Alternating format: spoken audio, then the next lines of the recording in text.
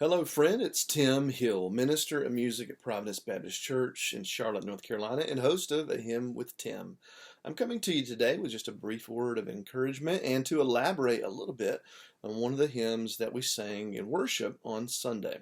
The hymn was entitled He Hideth My Soul and was written in 1890 by Fanny Crosby. I should say, the great Fanny Crosby, as she has contributed numerous hymns to the great work of the church, and not only in her lifetime, but those hymns have perpetuated and told us the story of God for many, many years. So, thank you, Fanny Crosby.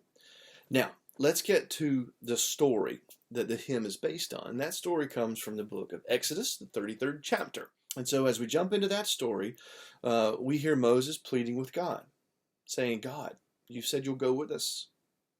Please show us your glory. Moses here doesn't want just an angel. God doesn't say, I'm just going to send somebody. God says, no, I'm going to go with you. And so Moses is like, wow, all right, cool, way to go. This is awesome. So God, show us yourself. Reveal yourself. And God's like, whoa, Moses, whoa, I can't do that. You'll die. So you see, to see the face of God is too much for us to handle. If you'll recall from a few weeks ago, we heard something similar with the invisible man. God just can't show us everything because we can't handle that. So, but what does God promise? God says, "My goodness will go before you." All right, the goodness of God, goodness and mercy. It reminds me of another hymn. Surely goodness and surely mercy will follow me all the days of my life. Now here, it's not following him. God says, I'm going to put it in front of you. I'm going to put out my goodness, and so that I guess so that you'll be welcomed, so that people will understand who I am as your God, and then you will be known as my people. Well, that could come with some strings attached to it, I think. If God's putting his goodness out there and we're to be known as the people of God, well, we should also show our goodness. All right, so jumping right into the scripture, and I'm using the translation entitled The Message by Eugene Peterson. Now, God said to Moses, all right, just as you say, this also I will do. For I know you well, and you're special to me. I know you by name. So Moses has asked for something to be known. God show yourself so that people will know we are your people. And God says, okay. Holy mackerel. God says, okay. But it's not necessarily what Moses wanted. As you heard me say, God said, I'm going to send my goodness, and I'm going to show mercy. And Moses wants the glory. Moses says, show us your glory. I've been waiting on this, God. I have been going back and forth, convincing these people that you are the God. Let's show them.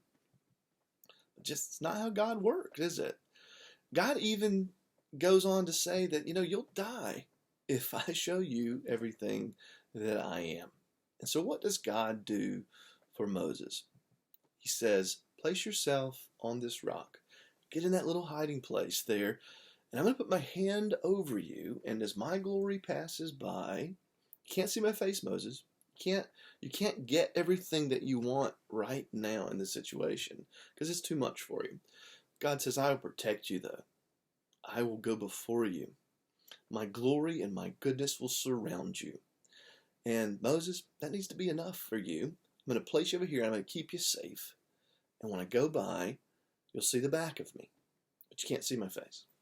There's a lot of metaphor here. There's a lot of deep meaning that we could convey from this story.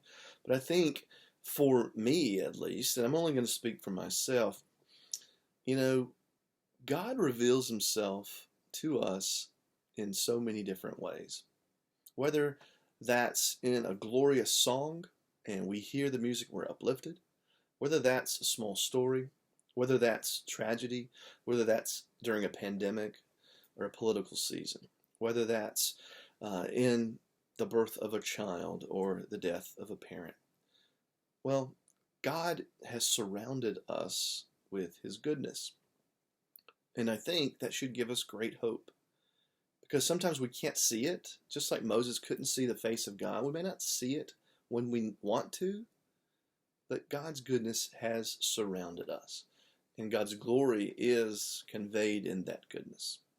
So as we think about the hymn that we sang on Sunday, He hideth my soul in the cleft of the rock, it shadows a dry, thirsty land. He hideth my life in the depths of His love and covers me there with His hand. Well, that's special meaning for us today because, man, God has not forsaken us. God may be a little unseen to us, but God's goodness and glory are all around us, and we can share that with one another. We are God's people.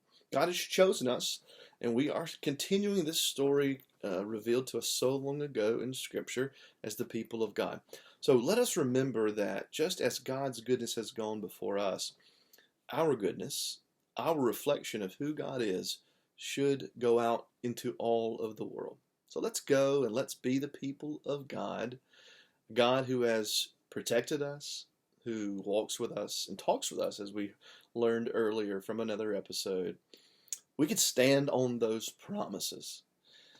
And we have a God who loves us. Let us go and love one another.